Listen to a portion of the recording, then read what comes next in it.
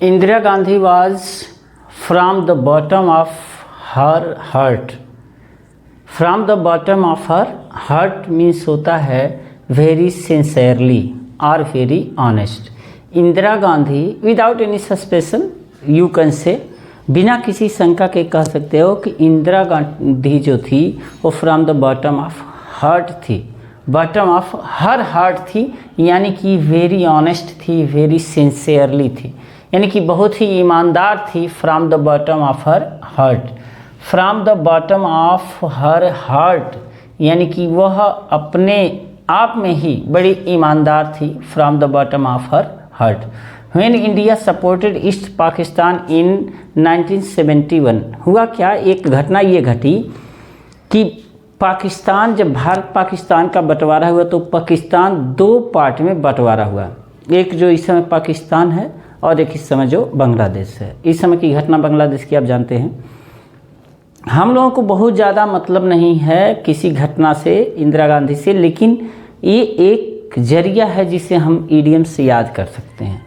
तो ये ईडियम्स का शरारत सीरीज़ नंबर 10 है। इसके पहले का अगर आप नहीं देखें तो उसको देख लीजिए। हम लोग इंदिरा गांधी के बारे में भी पूरा जानेंगे। इंदिरा गांधी के जरिए हम ईडियम्स को सीखेंगे, बेहतरीन तरीके से सीखेंगे ताकि हमको याद हो जाए। दूसरी चीज़ यह है कि कहानी के थ्रू तो हम लोग सीखेंगे, लास्ट में पूरे ईडियम्स को शार्ट में लिख करके समराइज भी करेंगे। अब बात करते हैं कि थोड़ा सा इंदिरा गांधी कैसी थी। इंदिरा गांधी का हिस्ट्री भी हम बता दे रहे हैं, लेकिन उसके पहले आप जान लो Indira Gandhi was from the bottom of her heart का मतलब है कि Indira Gandhi from the bottom of heart means very honest थी, बहुत ईमानदार थी। इंदिरा गांधी की अगर बात करेंगे तो इंदिरा गांधी का जन्म 19 नवंबर 1917 को हुआ था और 31 अक्टूबर 1984 को उनका डेथ हुआ था। और जो डेथ हुआ था उनके ही गार्ड ने उन्हें गोली मारा था। 1966 से लेकर के 1966 से लेकर के 1977 लगातार 3 बार प्रधानमंत्री बनी थी और ये भारत की प्रथम महिला प्रधानमंत्री थी।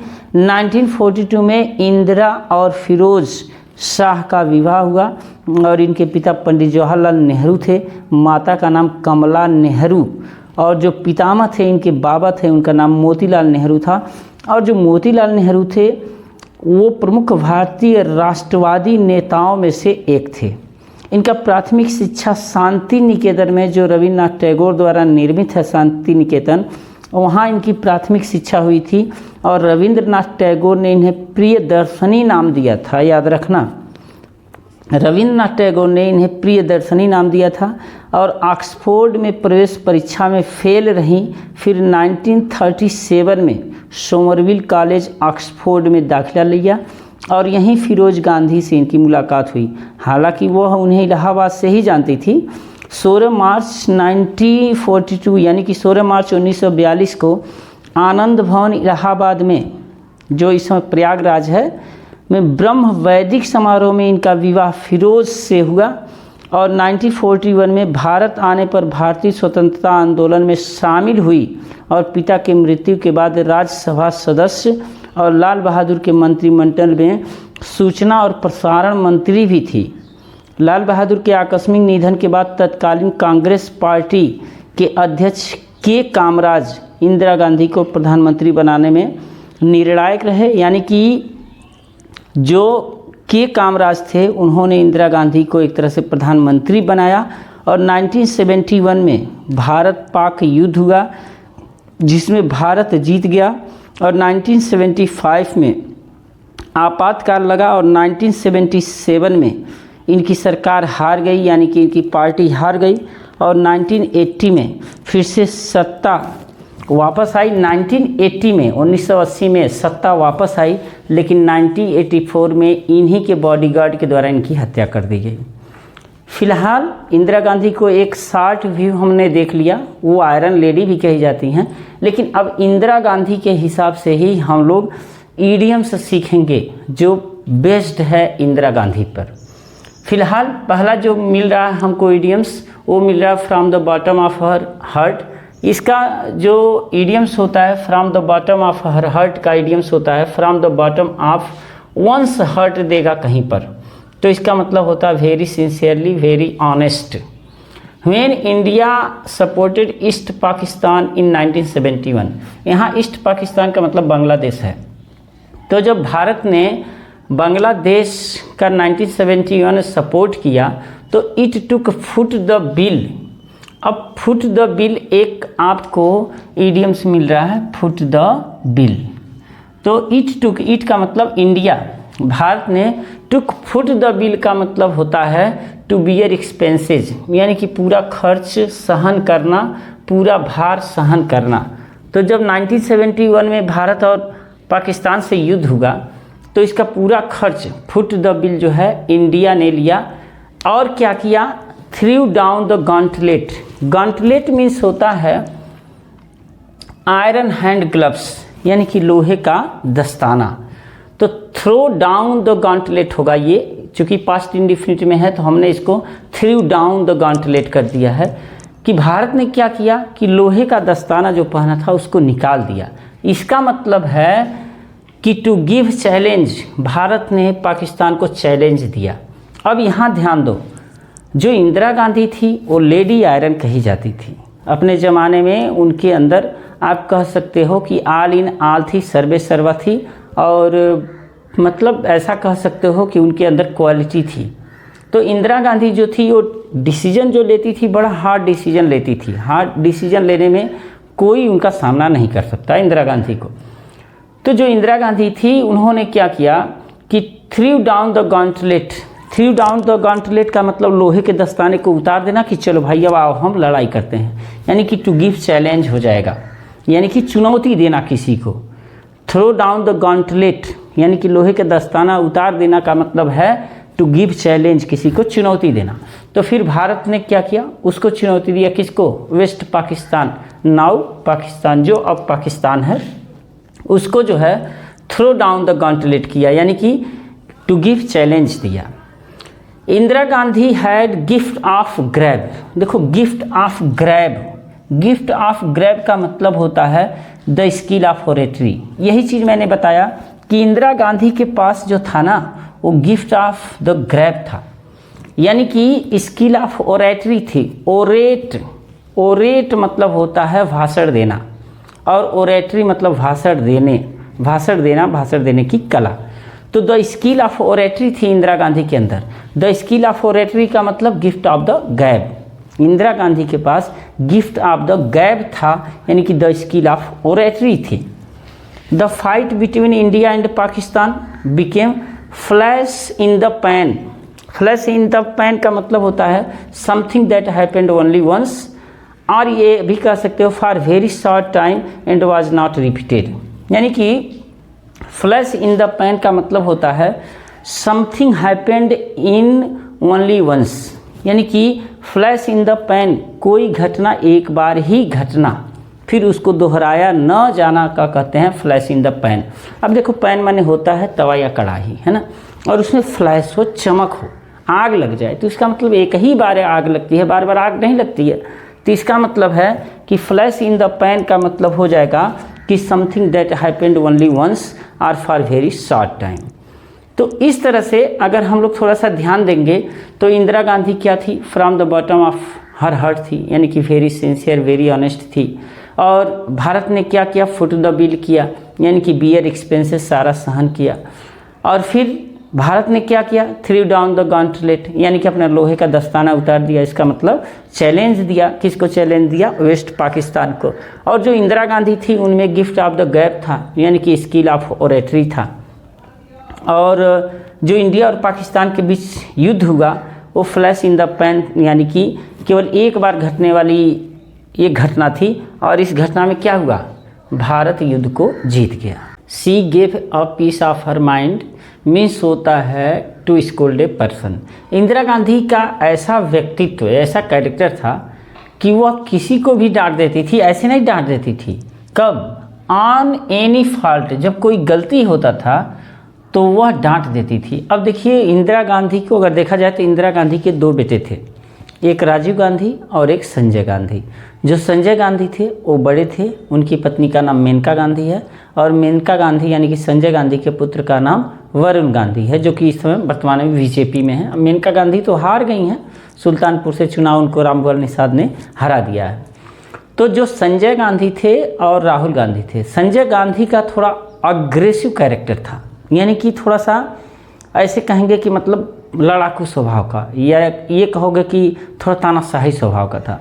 तो वो इंडिया को और विशेष तरीके से बनाना चाहते थे। लेकिन इंदिरा गांधी क्या करती थी, उन्हें कर देती थी give a piece of her mind, यानी कि टू मतलब she give a piece of her mind, यानी कि to give a piece of one's mind का मतलब होता है टू स्कोल्ड ए पर्सन। तो वह संजय गांधी को किसी भी गलती पर क्या करती थी, स्कोल्ड कर देती थी, डांट देती थी। स्कोल्ड माने डांटना होता है। तो अपने बेटे संजय गांधी को इंदिरा गांधी क्या करती थी, डांटती थी। Give a piece of her mind, अपने माइंड का एक पीस देती थी, यानी कि स्कोल्ड करती थी, संजय गांधी को स्कोल्ड करती थी, डांटती थी। तो give a piece of one's mind का मतलब होता है टू स्कोल्ड ए पर्सन, किसी व्यक्ति को डांट देना किसी गलती पर। तो इंदिरा गांधी क्या करती थी, give a piece of her mind, यानी कि स्कोल्ड संजय गांधी को डांट देती थी एनी फॉल्ट पर। आफ्टर इमरजेंसी, दरअसल इमरजेंसी भी लगा। इमरजेंसी क्यों लगा भारत में, कारण ये था कि उस समय संजय गांधी का एक विचार ये था कि जो भारत की जनसंख्या है, अगर ये ना बढ़े तो फिर भारत अमेरिका से आगे जाएगा। तो संजय गांधी ने इंदिरा गांधी से कहा कि काम करते हैं, हम लोग नसबंदी प्रक्रिया लाते हैं। अब नसबंदी प्रक्रिया जब लाया गया भारत में, तो संजय गांधी पर्टिकुलर उन्होंने डीएम को आदेश दे दिया कि तुम्हारे ज़िले से 100 नसबंदी इस महीने में आनी चाहिए। अब डीएम बेचारे क्या करता क्या न करता, मरता क्या न करता, उन्होंने सभी थाने पर ये अल्टीमेटम दे दिया कि तुम्हारे थाने से इतने नसबंदी आने चाहिए। अब जो पुरुष नसबंदी नहीं करवाना चाहता था, उसको पुलिस पकड़ के ज़बरदस्ती नसबंदी कर देती थी, ऐसे भले न शादी हुआ हो। चूँकि आदेश ये था कि जिनके 2 बच्चे हो गए हैं उनको नसबंदी करना था, लेकिन अब नसबंदी मिल नहीं रहा था, तो ज़बरदस्ती सब जिनका शादी नहीं उनको भी नसबंदी करी। इस डर से लोग पुलिस से डरते थे और सरकार से इतना भयभीत हो गए कि उन लोगों ने सरकार को ही चेंज कर दिया। तो कहने का मतलब क्या है कि जो इंदिरा गांधी थी वो डिसीजन जो है ज़बरदस्त लेती थी, और उसी समय जब सरकार गिरने की हुई तभी इन्होंने इमरजेंसी लगा दिया इंदिरा गांधी ने। तो जब इमरजेंसी के बाद क्या हुआ, सी फेस्ड द म्यूजिक, फेस मतलब होता है सामना करना, और द म्यूजिक माने होता है संगीत। तो संगीत का सामना करना का मतलब हो जाता है टू फेस द म्यूजिक, का मतलब होता है टू फेस अपोजिशन, यानी विपक्ष का सामना करना। अगर आप म्यूजिक का सामना कर रहे हो, संगीत का सामना कर रहे हो, तो इसका मतलब इडियम्स बनता है टू फेस अपोजिशन, यानी कि विपक्ष का सामना करना। तो इमरजेंसी के बाद इंदिरा गांधी ने क्या किया, फेस द म्यूजिक किया, यानी कि फेस द अपोजिशन किया, यानी कि विपक्ष का सामना किया। फेस द म्यूजिक मतलब to face opposition, face the music का मतलब to face opposition. She was fit to hold a candle to, fit to hold a candle to, यानी कि मोमबत्ती को थामने के लिए उपयुक्त होना। फिट होना का मतलब है equal in quality, match for.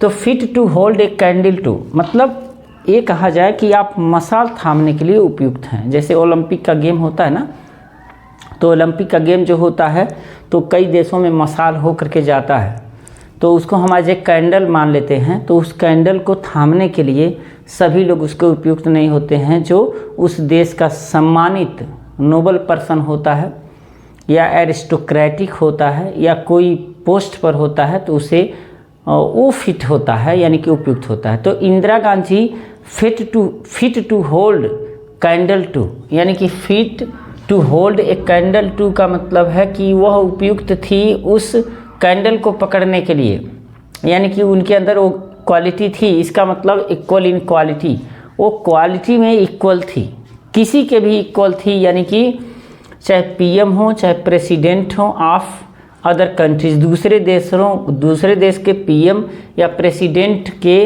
वो इक्वल इन क्वालिटी थी। Indira Gandhi fit to hold a candle to थी, यानी कि इंदिरा गांधी के अंदर वो सारे क्वालिटी थी इक्वल थी किसी की क्वालिटी में, चाहे किसी देश दूसरे देश का प्रधानमंत्री क्यों ना हो, राष्ट्रपति क्यों ना हो, वह उसके इक्वल इन क्वालिटी थी, यानी कि क्वालिटी में बराबर थी। अब ये तो यहाँ चूँकि इडियम्स हम लोग समझ रहे हैं, लेकिन उस समय किसी क्वालिटी में वो बराबर नहीं थी बल्कि हाई थी। अमेरिका को इंदिरा गांधी तो कुछ समझती ही नहीं थी।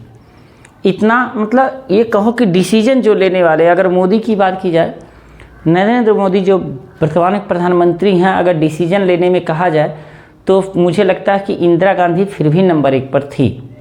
ये भी डिसीजन लेते हैं बहुत बेहतरीन, लेकिन इंदिरा गांधी नंबर 1 पर थी। तो Indira Gandhi she was fit to hold a candle to, यानी कि किसी कैंडल को होल्ड करने के लिए, यानी कि इक्वल इन क्वालिटी होगा।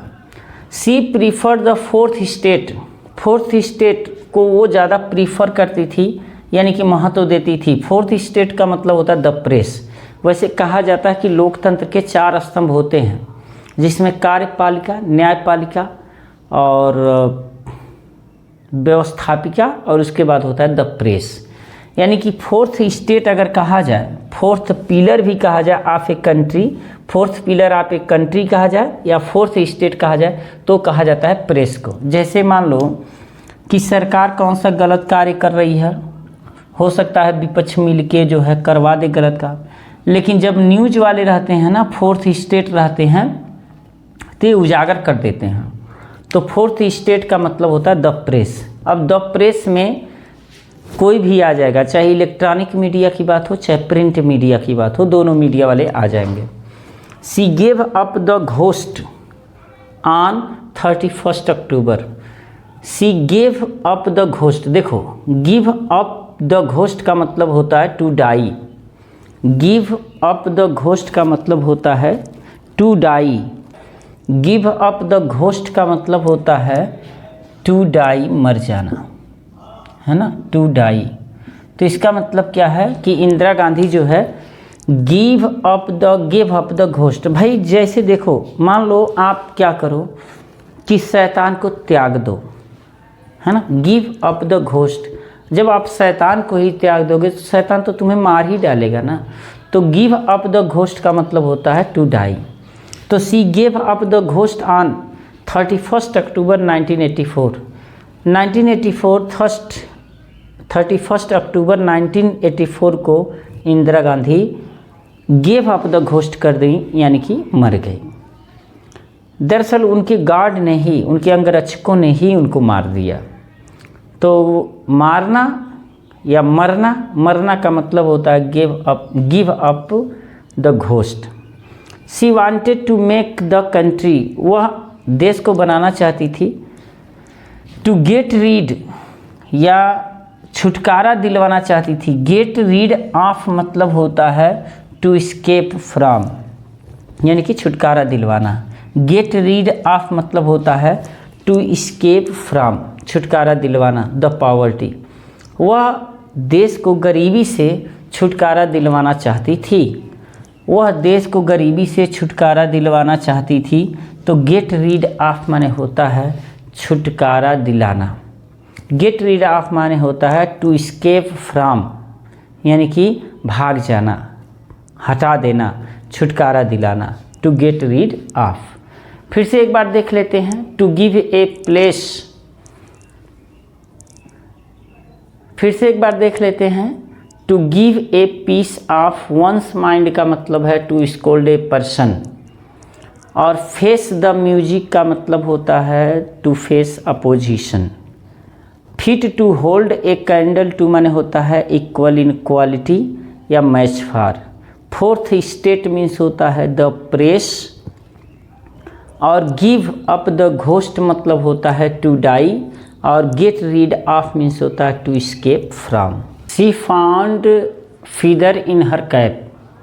फाइंड से मतलब ये फाउंड बना हुआ है, तो इसका मतलब हो जाएगा फाइंड फीदर इन वंस कैप, है ना।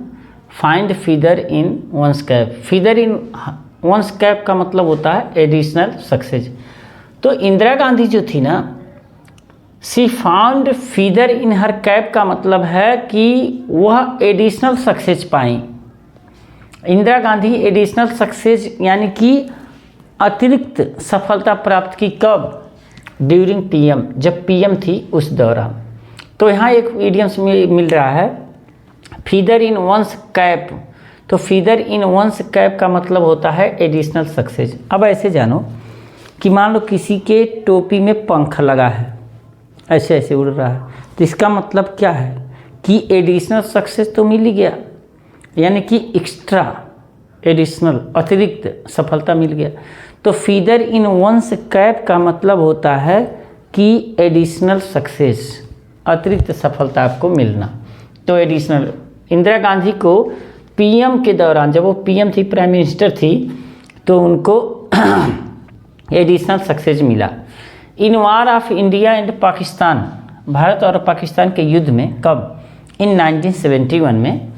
सी गॉट द बेटर ऑफ, यानी कि गेट द बेटर ऑफ का मतलब होता है टू ओवरकम। टू ओवरकम मतलब होता है विजय प्राप्त करना। तो इंदिरा गांधी 1971 में जब भारत और पाकिस्तान के बीच युद्ध हुआ था, तो सी गॉट द बेटर ऑफ, यानी कि उन्होंने विजय प्राप्त किया। गेट द बेटर ऑफ मतलब होता है विजय प्राप्त करना। गेट द बेटर ऑफ मतलब होता है विजय प्राप्त करना। तो गेट बेटर ऑफ मीन्स होता है टू ओवरकम, विजय प्राप्त करना। Get the better of means होता है विजय प्राप्त करना। तो 1971 में जो युद्ध हुआ भारत और पाकिस्तान से, तो उसमें इंदिरा गांधी जो है गेट द बेटर ऑफ की, यानी कि युद्ध जीत गई। Some moral policies have gone to dogs. Go to the dogs मतलब होता है to be ruined. Go to the dogs यानी कि सब कुत्ता में जाना, कुत्ते में चले जाना, यानी कि टू बी रूइंड। तो some moral policies have gone to the dogs.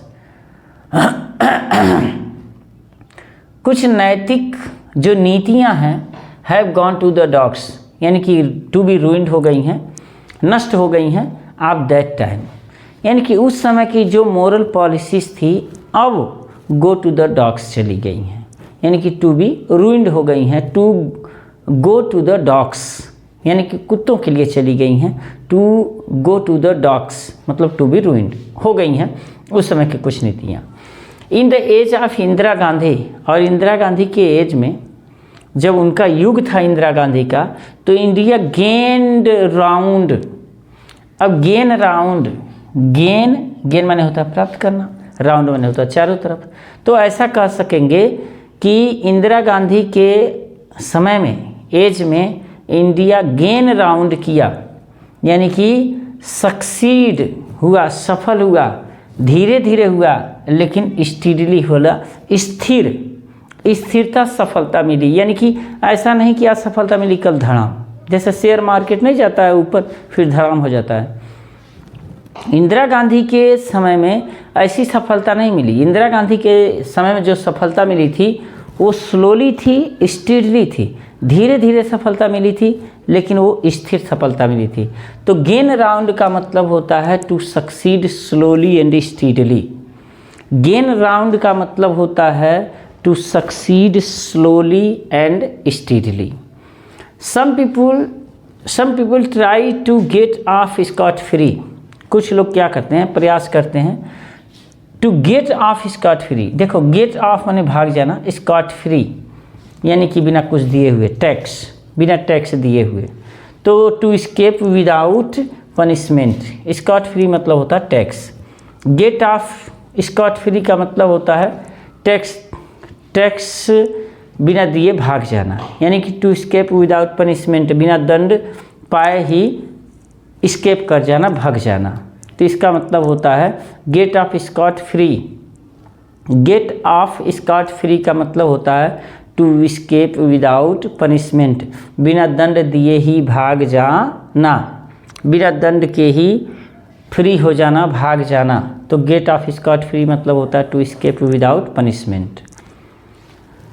तो कुछ लोग तो ऐसा प्रयास करते हैं गेट ऑफ स्कॉट फ्री होने के लिए, गेट ऑफ स्कॉट फ्री होने के लिए। तो गेट ऑफ स्कॉट फ्री मतलब बिना टैक्स दिए ही भाग जाना, इसका मतलब है टू स्केप विदाउट पनिशमेंट, बिना दंड के भाग जाना। और कुछ लोग ये भी प्रयास करते हैं grease the palm to bribe. Bribe माने होता है रिश्वत लेना। तो ग्रीस द पाम, ग्रीस मतलब होता है वो जो नहीं आता है मोबाइल मोबिल की तरह होता है, बिल्कुल लगाया जाता है, जहाँ पे उसको मुलायम करने के लिए नट बोल्ट में भी लगाया जाता है। इंजनों में चेन, जो मोटरसाइकिल की चेन होती है उसमें लगाया, साइकिल के चेन में लगाया जाता है, उसे ग्रीस कहा जाता है। तो ग्रीस द पाम, हथेली में आप ग्रीस लगाओगे तो बहुत मुलायम होगा, है ना।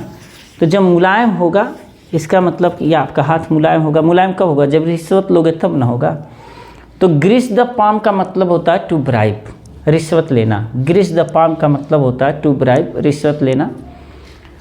और इंदिरा गांधी जो थी, she try to develop this country, उन्होंने इस देश को डेवलप करने का प्रयास किया। बट दैट टाइम, लेकिन उस समय, some people were snake in the grass, उस समय कुछ लोग स्नेक इन द ग्रास थे।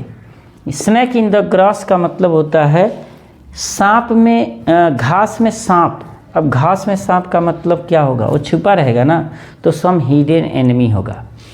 ए स्नैक इन द ग्रास का मतलब है सांप जब घास में है तो उसका मतलब है कि छुपा हुआ दुश्मन, यानी कि some hidden enemy, some hidden enemy. जो इंदिरा गांधी थी, she thought only well being of India, वह केवल भारत की भलाई सोचती थी। कब की? For good. For good means होता है अच्छाई के लिए नहीं, फॉर एवर, हमेशा हमेशा के लिए। तो इंदिरा गांधी भारत की भलाई सोचती थी, फॉर गुड। फॉर गुड मतलब फॉर एवर, हमेशा हमेशा के लिए सोचती थी। एंड हेल्ड हर ग्राउंड, देखो, टू होल्ड वंस ग्राउंड, यानी कि किसी ज़मीन को पकड़े रहना, ज़मीन को, अपने ज़मीन को पकड़े रहना, यानी कि टू स्टैंड फर्म। भाई जब आप अपने ज़मीन को पकड़े रहोगे तभी तो आप स्टैंड फर्म रहोगे। यानी कि टू होल्ड वंस ग्राउंड का मतलब होता है to stand firm. To hold one's ground का मतलब होता है to stand firm. To be PM India for Indira Gandhi, यानी कि इंदिरा गांधी के लिए भारत का प्रधानमंत्री बनना was a golden opportunity. Golden opportunity का मतलब होता है सुनहरा अवसर, यानी कि वेरी फेवरेबल अपॉर्चुनिटी और चांस। तो ये बड़ा आसान है। गोल्डन अपॉर्चुनिटी का मतलब होता है वेरी फेवरेबल अपॉर्चुनिटी और चांस, यानी कि इंदिरा गांधी के लिए भारत का प्रधानमंत्री बनना उनके लिए गोल्डन अपॉर्चुनिटी था, यानी कि वेरी फेवरेबल अपॉर्चुनिटी और चांस था। She gave vent, vent means होता है होल, होल मीन्स होता है छिद्र। सी गेव वेंट टू, तो give vent to give vent to मतलब होता है टू एक्सप्रेस वंस थॉट और फीलिंग, किसी को अपने फीलिंग को या थॉट को एक्सप्रेस करना, विचार एक्सप्रेस करना, व्यक्त करना कहा जाता है गिव वेंट टू। तो उन्होंने अपने विचार को व्यक्त किया, है ना, अपने फीलिंग्स को उन्होंने व्यक्त किया। तो सी गेव वेंट टू, उन्होंने विचार व्यक्त किया। हर कंट्री, यानी कि किसको? अपने देश के लिए, अपने देश को, अपने देश। She gave vent to her country, यानी कि अपने देश को अपना विचार व्यक्त किया। एंड एजुकेटेड, और शिक्षित किया, क्या करने के लिए? To guard up loins. Loins means होता है लंगोटी, लंगोटी, है ना, भागते भूत की लंगोटी सही होता है ना ये। To guard up loins, guard up loins मतलब होता है, वैसे गर्ड मीन्स बांधना होता है, तो लंगोटी बांधना का मतलब है to prepare for hard work. Gird up loins, लंगोटी जानते हो ना, जो पुरुष पहले पहनता था, अब तो शायद कम पहनते हैं, पहन करके कुश्ती लड़ा जाता है अखाड़े में, देहात के अखाड़े में रेड कलर का होता है, उसको बांधा जाता है, उसको लोइंस कहते हैं, लंगोटी कहते हैं। और गर्ड माने होता है बांधना। तो जब लंगोट बांध लो ना, तो इसका मतलब क्या है कि आप प्रिपेयर हो for hard work, hard work के लिए प्रिपेयर हो। तो इंदिरा गांधी ने भारत के लोगों को अपना गिव वेंट किया, अपने देश को गिव वेंट किया, यानी कि एक्सप्रेस वंस थॉट और feeling. Give vent to, give vent to मतलब होता है एक्सप्रेस वंस थॉट और फीलिंग। और फिर दूसरा, उन्होंने एजुकेट किया, शिक्षित किया, क्या करने के लिए? गर्ड अप लोइंस, यानी कि लंगोट बांधने के लिए, गर्ड अप लोइंस लंगोट बांधने के लिए, इसका मतलब to prepare for hard work, कठिन परिश्रम के लिए तैयार होने के लिए। मुझे भी लगता है कि ये चीज़ तो ज़रूरी है, गर्ड अप लोइंस। गर्ड अप लोइंस का मतलब प्रिपेयर फॉर हार्ड वर्क। अब देखो, जो कहानी के माध्यम से हम लोग पढ़ रहे हैं, ये तो आप पढ़ रहे हो, कहाँ कोई पढ़ता है? अभी देखना कितने पढ़ने वाले लोग हैं, नहीं हैं, आप पढ़ रहे हो।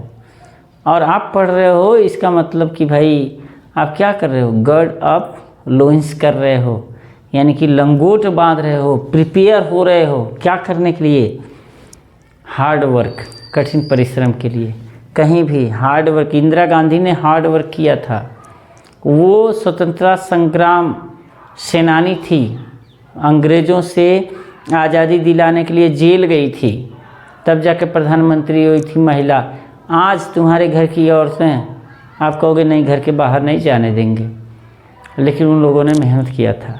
हार्ड वर्क यानी कि गर्ड अप द लोइंस का मतलब होता है कि to prepare for hard work, कठिन परिश्रम के लिए तैयार होना। ये सारा तो हम लोग सीख लिए। अब हम लोग जो सीखे हैं उसको एक बार रिपीट कर लेते हैं। जैसे फीदर वंस ओन नेस्ट, यानी कि किसी के खुद के घोंसले में पंख। इसका मतलब किसी के खुद के घोंसले में पंख का मतलब है to provide first for oneself, पहले खुद को प्रोवाइड करना, सबसे पहले अपने आप को खुद को प्रोवाइड करना का मतलब होता है feather one's own nest. Feather one's own nest का मतलब होता है अपना खुद के घोंसले में पंख होना। इसका मतलब to provide first for oneself, पहले अपने आप को मुहैया कराना, है ना। देखो, इसमें ये ना होना कि मतलब ये और ये आप अलग अलग अर्थ बता रहे हैं, ऐसा नहीं है। ये फीदर इन वंस कैप है। देखो, जब टोपी में पंख लग जाए ना, पंख, फीदर मीन्स पंख होता है, पंख का फिन होता है, प्ल्यूम होता है। तो जब किसी के कैप में फीदर लग जाए, पंख लग जाए, तो उसका मतलब एडिशनल सक्सेस है, आपको अतिरिक्त सफलता मिल रही है। तो ये दोनों अलग अलग हैं। तो चलो ठीक है, फिर से सारा इडियम्स हम लोग दोहरा लेते हैं। From the bottom of one's heart means very sincerely, very honest. Indira Gandhi यही थी, from the bottom of one's heart थी, यानी कि Indira Gandhi was from the bottom of her heart थी, यानी कि बहुत सिंसियरली थी, ऑनेस्ट थी। फुट द बिल मतलब होता है bear expenses. Foot the bill means bear expenses, यानी कि खर्च सहन करना। जब बांग्लादेश और भारत, यानी कि भारत और पाकिस्तान से जब युद्ध हुआ, जब भारत और पाकिस्तान से युद्ध हुआ तो सारा खर्च बांग्लादेश की तरफ से भारत ने उठाया था, यानी कि foot the bill. To throw down the gauntlet मतलब होता है टू गिव चैलेंज, चुनौती देना। To throw down the gauntlet मतलब होता है टू गिव चैलेंज। थ्रो माने होता है फेंकना, निकालना, और गॉन्टलेट मतलब होता है लोहे का दस्ताना, लोहे का हैंड ग्लव्स बोलेंगे। गिफ्ट द गैब मतलब होता है स्किल ऑफ ओरेटरी, यानी कि भाषण देने की कला, कुशलता, भाषण देने की कुशलता। गिफ्ट द गैब का मतलब होता है भाषण देने की कुशलता। Flash in the pan, flash in the pan मतलब होता है something that happens only once, कोई ऐसी घटना जो एक बार ही होती है। फ्लैश इन द पैन, कोई भी घटना जो एक बार घटती है, flash in the pan. To give a piece of one's mind होता है to scold a person. To give a piece of one's mind, जैसे इंदिरा गांधी किसको करती थी? Give a piece of one's mind.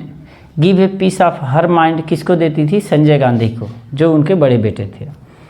इसका मतलब टू स्कोल्ड ए पर्सन, किसी व्यक्ति को डांटना। To face the music, music का सामना करना, यानी कि फेस अपोजिशन, विपक्ष का सामना करना। टू फेस द म्यूजिक का मतलब है face the opposition. Fit to hold a candle to, fit to hold a candle to बहुत इंपॉर्टेंट है, इक्वल इन क्वालिटी या match for. The fourth state मतलब होता है the press, fourth state means होता है the press. To give up the ghost का मतलब है टू डाई। भाई जब आप अपने आप को घोस्ट को दे देंगे तो इसका मतलब है टू डाई, मर जाना है। To get rid of means होता है टू स्केप फ्रॉम, यानी कि छुटकारा पाना। टू गेट रीड ऑफ माने होता है छुटकारा पाना। Fly in the face of, fly in the face of मतलब होता है टू डिफाई।